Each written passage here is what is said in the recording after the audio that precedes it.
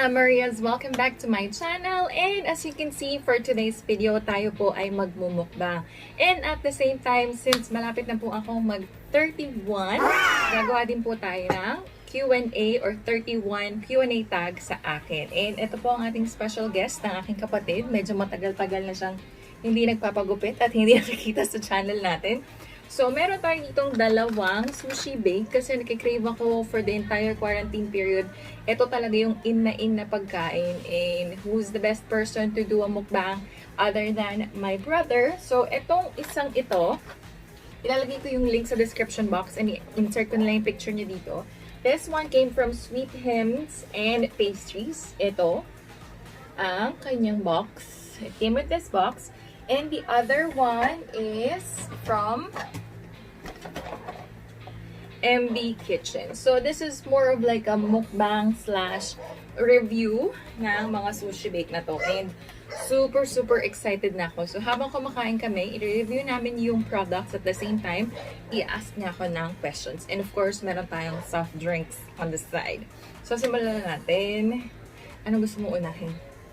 So, ito rin yung mga nori na kasama. So, tatlo dito. Dalawa lang talaga yung kasamang nori nito. Ang laki niya, in fairness. I think this is 400 pesos. Tama ba? Ilalagay ko na lang yung price dito. And itong isa yung kasama niyang nori. Nagpa-extra lang ako ng isa pang nori. So, start natin dito sa isa. Halos kalahati ito nito. Pero, magkaiba kasi sila eh. Tingnan mo, magkaiba yung itsura, magkaiba yung kanilang size. Pero hindi naman nagkakalayo yung presyo. So, first time niya makakatigim nito. And first time ko din, pero nakatikim na ako ng sushi. So, all you have to do is hold one piece of that. And then, eto, dumating siya, mainit-init pa. Eto, hindi na. Hindi ko lang alam kung ano. Dito tayo. Ito nyo ba? Ayan. So, yung ratio niya, 50-50. Tama ba? 50 rice, 50 yung, ito yung ratio niya. Oh, baka matapon. Ito yung ratio niya. 50% na rice, 50% yung filling. So, ganito. Ayan. So, baka sa dulo lang yun. Hindi naman. Marami rin yung feeling. Nagkataon lang sa dulo yung nakuha ko. At sige, sayin natin madami.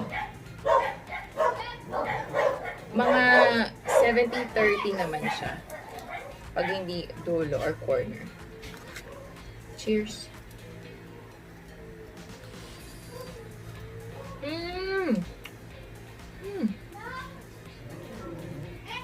Super creamy, no? Ano sabi mo?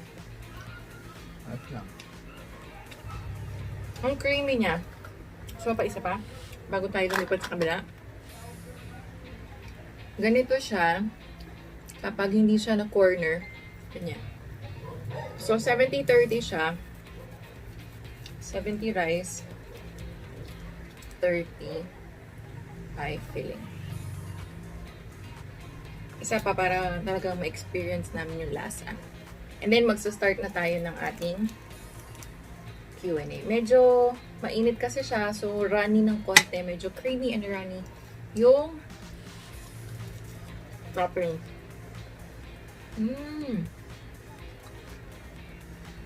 Ang lasa? Medyo creamy. Creamy na. Hindi ko alam kung is it best to be eaten while hot or hindi, pero ito talaga super creamy. And okay din yung nori niya. Except dito, no? Dito isa. From MB's Kitchen. So, sila kasi yung kagabi ko lang naisip tong idea na to. So, minessage ko lang sila kagabi. And then, available naman siya the following day. Alright, ito iba naman siya. Ganun din, 70-30 din yung filling niya ng rice. Portion niya ng rice and filling. Siyempre, kay Bunso ang corner. Nandun lahat ng sarap. No. Si Papa natutulog pa. Pero pag nagising yun, kakain din yun. Ito, may mangga. Yung isa kasi, Parang may cucumber, no? Ito, ay.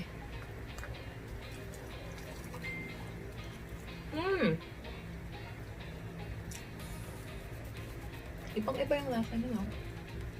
Marami tong mayo. Yun, maraming mayo. And kani. So, parang magkaiba sila kasi this is kani, this is salmon. I think, ha? Hindi ko, syempre yung cellphone ko yung ginagamit ko pang film. Tingnan natin sa Facebook. So, habang hinahanap ko yung mga details ng pastry, nito, sisimulan niya yung pagtatanong. What is your full name and bakit make up ni Maria ang pangalan ng channel niyo? Okay, my full name is, ano full name ko, Bunso? Hindi mo alam full name ko? Maria Rich Shane Mendoza. Alam mo ang tissue? Ang sarap, magkaiba sila talaga. My full name is Maria Fredsain Mendoza. So, naging makeup ni Maria kasi nung nagsisimula akong nag-start kasi yun sa Makeup by Maria. Gusto mo, pwede ka na kumain na. Makeup by Maria, yung aking makeup page as a makeup artist. Tapos, ang dami kasing, nagkakamali sa spelling ng pangalan ko. So, sabi ko, para mas madaling hanapin, Makeup by Maria. And then, nung nagawa ko ng channel, tinagalog ko lang para mas unique. Pag sinearch mo sa YouTube, ako lang yung makeup ni Maria. So, yun. Kaya naging makeup ni Maria.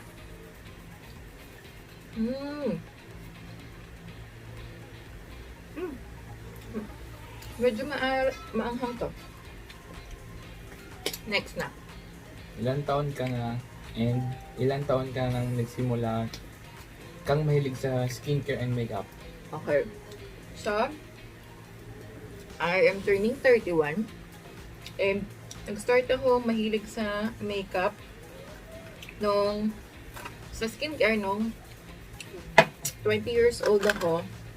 And sa makeup naman, ganun din, 20 years, bata pa ako, mahilig na ako sa makeup kasi si mama, lagi niya akong sinasali sa mga contest, ganyan, tsaka sa mga pag-aabay-abay, ganun. Si mama mahilig sa ganun, no? At tsaka, pag, sumasali ako ng mga intrams, ganyan, tsaka, pag honor ka, si mama, lagi niya ako mini-makeupan. So, bata pa ako, mahilig na ako sa makeup. Ano pa nga? Medyo maanghang to. Ha? So, anong mas okay sa'yo sa lasa? Parehas lang. Magkaiba lang sila ng... Pareho sila na na sushi na may kani. Tama ba? Oo. Itong sweet hymns and pastries ay nagkikater sila Calamba, Pansol, and Los Baños. And yung accept nila ng orders ay everyday pero lalamove deliver is only Tuesday, Thursday, and Saturday. And Saturday ngayon, kaya ayun, na-deliveran tayo. Bakit mo naisipan mag-create ng YouTube channel?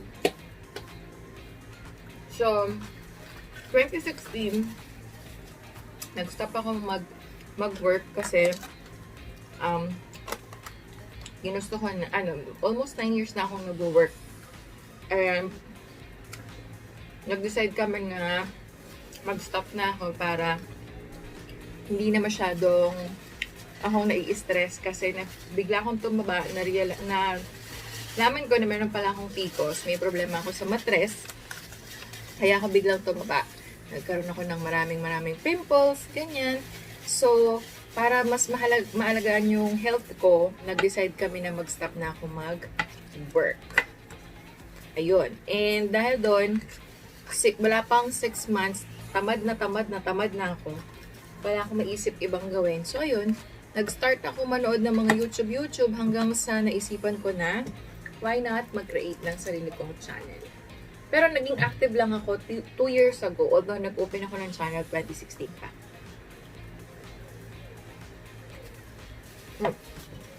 Next question. Kumikita ka na ba ang channel mo? Ayan. At magkano ang una mong sweldo? So, lagi din akong tinatanong, maraming nagme-message sa akin. Malaki ba ang kita sa YouTube? Kumikita ka na ba sa YouTube? So, actually, yes, kumikita na ako sa YouTube ng almost 1 year na. And yung una kong sweldo is 5,000 pesos, pero 3 buwan ko yung inipon. Kasi pag nag-start ka ng ma-monetize, hindi mo pwedeng withdrawin yung pera mo hanggat hindi pa 100,000. Ay, $100, which is technically 5,000 pesos. So, after ko ma-monetize, 3 months pa bago ako na kumita ng $100. And yung unang-unang binili ko sa sweldo ko ay yung surprise birthday cellphone na aking mama. Ngayon, depende na yun sa subscribers at saka sa views kung magkano yung kinikita mo. Or magkano kikitain mo. Pero, kaya lang sa inyo, huwag kayong mag-YouTube kung gusto nyo lang kumita. Unless willing kayong i-dedicate talaga yung time, effort, and money. Kasi kailangan nyo rin maglabas ng pera sa pag-YouTube. Not because of the equipment or ilaw or mga ganyan. Pero syempre, yung re-reviewin mo, kailangan mo rin mag-invest. Although, hindi naman lahat kailangan gumastos kung ano yung meron ka na or yung skills mo, pwede rin. Pero, depende sa niche kung ano yung kumbaga sa music, kung ano yung genre ng YouTube mo, ng channel mo, kailangan mag-invest ka doon. Whether pera man yun or skills and knowledge. Yun lang. Ano pa? Ang number na? 5. 5 pa lang? Kung hindi ka nag-YouTube, anong trabaho or ginagawa mo ngayon? Ano naman ako ngayon makeup artist ako ngayon. So, kung hindi ako nag-YouTube, yun, makeup artist. Do you watch K-dramas? If yes, what's your favorite K-drama series and movie? Yes, I watch. I love K-dramas. And my favorite Korean drama is Eraser in My Mind. Talaga dito yung picture nun. 2009 kaya tayo movie na yun. And yung K-drama series, Sky Castle. Sky Castle. Ang dami talagang mayo nitong isa. What's your favorite food? Favorite food? Steak. And anything na meat kasi meat lover ako. So steak, burger, ganyan. And prawn, seafood.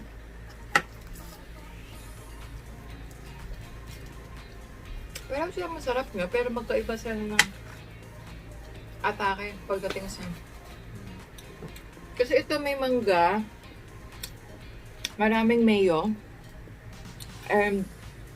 yung rice niya mismo sa ilalim, may timpla, on top of the toppings. Ito, hindi ko alam, parang walang timpla yung rice sa ilalim, pero super creamy nung toppings niya. So, parang ganun din. Nakukoat niyo every rice. Number 10. Do you have any phobia or kinakatakutan? Oo. Palaka. Di ako takot sa ahas. Di ako takot sa aso, sa kung ano man, tiger. Pero takot ako sa palaka. 11. Ano yung talent mo na hindi alam ng ibang tao or subscribers mo? Dati nung nasa work pa ako, member ako ng dance group. So, hindi alam ng maraming tao. And ako po ay licensed diver. So, it's not a talent, pero it's something na unique kasi hindi naman lahat. Hindi ako marunong lumangoy, pero marunong ako mag-dive. So, it's something unique na hindi alam ng mga subscribers ko. Number 12. Are you a fan of K-pop? If yes, who is your favorite K-pop group and idol? BTS. And my favorite is Jimin. Skincare or makeup? Skincare Why? first. Skincare kasi pag maganda yung balat mo, kahit di ka mag-makeup, okay na. 14. Favorite skincare brand and product? Very good. 15. What was your biggest downfall or hardship? So far, dalawa. Syempre, nung hindi ako continue mag-aral ng college. At saka, syempre nung nawala si mama. Do you have a tattoo piercing? I have extra piercing here. So, dalawa dito, isa dito. Tapos meron ako ditong industrial tunnel. And I have 2 tattoo. 1, 2, 3. May isa pa dito. Pero, blue light tattoo. Hindi mo siya makikita unless blue light. So, I have 3 tattoos and 2 extra. Tattoo din yan? Ito? Ano kayo mo? Ano? Yung ano lang. Yung... Henna? Hindi. Makeup? Mm. This is a tattoo. Purposely mukha talaga siyang makeup kasi yun talaga yung idea. Na mukha siyang pinunasan ko lang. Okay? Na ano ka ah? You have a whole lot of acquaintances or just very few close friends? Kasi lagi akong nasasabi ang suplada. So, konti lang ang friends ko. Hindi ako pala barkada kumpara sa mga to na kahit saan sila makarating, may kakilala sila. Ako hindi. Konti lang. Kasi nga, una sa lahat, hindi ako sociable. Ako, napansin ko, hindi masyadong buong-buo itong isang to. Pag ilan naman nagka-crumble, no? Hindi siya yung Number solid. 19. What inspires you the most? Helping other people. Kasi bata pa ako,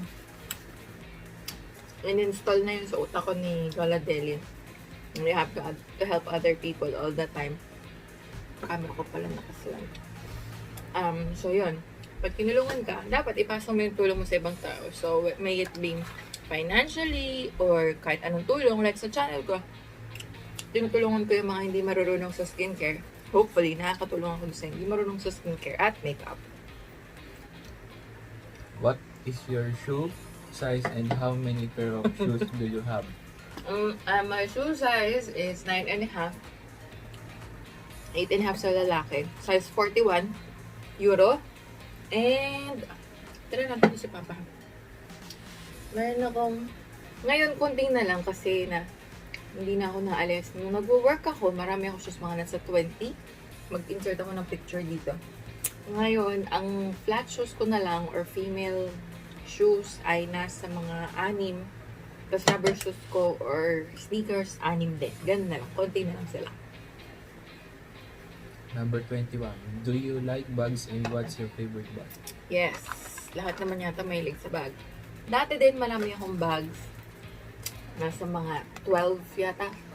Ngayon, ano na sila, nagbabakbak kasi ang leather. Kaya nag-decide ako na hindi na ako bibili ng leather na bag unless sa piano leather para matagal ang buhay. So, yes, I like bags and I have right now 8 bags na lang. 8 na lang siya. Number 22. What is your favorite perfume? My favorite perfume, mahilig din ako sa perfume. Ang favorite ko is Bulgari Paraiba, yung kulay green ba yun? Insert ko dito yung, excuse me, busog na ako. Picture. Nakabusog na. What is your go-to fashion style? Go-to fashion, flats and sneakers, shorts. Lagi ako naka-shorts. Number 24. Do you cook? If yes, what's your favorite food to cook? Do I cook? Do I cook? Hmm. What's my favorite lutuin? Sinigang. Sinigang and ano lutuin sa birthday ni Mama? Spaghetti. Yeah. Number 25. One food you can't live without. What food I cannot live without? Ano nga ba? Sausage or steak? Steak. Basta karne. Karne. Kahit anong, kahit basta karne. Vegetable to hate or you don't like? Ayaw ko ng okra, tsaka talong. Pero super yung okra. Kahit anong luto pa yun, ayaw ko ng okra. Talong, pag parito na kain ako tsaka torta. Pero pag hindi, ayaw ko din. 27. What's your dream job? My dream job, yung ambassador sa mga mga charity. Hindi ko alam kasi feeling ko parang mayayaman sila, no? Pag pupunta sa ibang bansa, tapos bigay-bigay ka lang ng mga ano, pera, ng mga, bigay-bigay ka lang ng mga gifts, ganyan. Kahit na hindi ko alam kung kailangan mayaman ka pag ganun, o dapat nag-ambag ka dun sa dinodonate nila. Pero parang ganun yung dream job ko nung araw. At saka, of course, being a nurse. Tingnan, iyakin ka ba or hindi? Iyakin ba ako? Hindi. Slide. Oo, iyakin ako. Number 20. Number 30. Ayaw mo na? No. Oh Do my you God. like exercise? And what form of exercise do you like? No, I don't like exercising. Obvious naman, kaya nga mataba. Pero mas gusto ko yung mga zumba-zumba, ganyan, mga sayaw-sayaw. Last ko na to kasi ang bigat nila pareho. Muna kaya. Last 31. What are you first ever job? 31. 31, what? First ever job! What first ever job ko? Jollibee. Jollibee pa siya, no? Drive-thru queen. Hello, welcome to Jollibee. Ganun. Alam mo ba yan? Yeah. So, yun na. Tapos na. Tapos na. So, i-rate na natin tong ating kinakain. So, tingnan natin kung ano yung mga dapat na. So, sa price, ito ay itong sa sweet hymns and pastries. Tama ba yung pagkakasabi ko? Siya ay 440 pesos. Tama. Oo, 440 pesos. Itong malaking to. May kasama na siyang dalawang nori. And ito naman, ito ay from Baked Sushi by the MB Kitchen. It is 340 pesos. So, 100 pesos yung difference. Excuse me, nabusot ako. 100 pesos yung difference nila. And hindi ko sila ma-rate ng magkaiba. Ay, ng pareho. Kasi, magkaiba yung lasa nila no? Hindi sila magkahawig kahit saang anggulo, hindi sila magkahawig. Magkahawig lang sila. Nagkapareho lang sila na baked sushi, pero magkaiba sila. So, yun nga. This is 440, this is 330. This is good for 4 person. Kasi tinan nyo naman, kalahati lang nakain namin dalawa. And ito, good for 2 to 3. So, tama naman yung description nila when it comes to that. When it comes to price, anong sa tingin mo? Okay ba to sa 440? Sa dami at sa lasa? Okay, nasa 440 na yung ganun kadami. Madami naman, no? Ito, mura or mahal siya for 340? Sa lasa at sa dami. Sakto lang sa dami. So, ano i-rate mo dito? So, Ay, 1 to 5. 5 being the highest, 1 being the lowest or 0. Sa price versus quantity, ano ma-rate mo? 4. 4 out of 5. Ako, price versus quantity, 4 din kasi madami na siya, although medyo mahal siya. 100 pesos yung tinaas niya dito, pero sulit naman. Dito, 340, good for 2 to 3 person. Anong rate mo? 3.5. 3.5. Sa presyo, bakit mamamahalan kang konti? Konti lang. Mamamahalan kang konti. Pero madami kasi siyang toppings. Ay na, yung kay ba lang Parang, toppings. kasi yung mayonnaise din ang dami, no? Hindi na ano sa toppings. Oo. So, ano talaga ang iyong rating? 3.5. 3.5. So, ito, 4. Kay Bunso, ito, 3.5. Ako parang silang 4 kasi alam kong gaano kamahal yung Japanese mayo kasi hindi yan regular mayo eh. Mahal kasi yung Japanese mayo. So, feeling ko, okay lang naman sila. Kasi ito, hindi man siya masyadong toppings. Alam mong, talagang pinag-effortan yung sauce. Yung, tawag dyan, toppings. Kasi hindi siya basta nilagay. Kasi parang niluto pa siya talaga. Tapos binik. Bago siya naging ganyan. So, for me, this is 4 out of 5. 4 out of 5. And for him, 4 out of 5. 3.5 out of 5 sa price. Now, sa lasa. Anong i-rate mo? 1 to 5. 4. So, ito, 4. Bakit 4? Yung lasa, describe mo yung lasa. Creamy. Creamy. Masarap. Masarap. Ayaw mo ba itong kainin ng siya lang nang walang ganito? O mas Wala. gusto mo siya ng ganyan?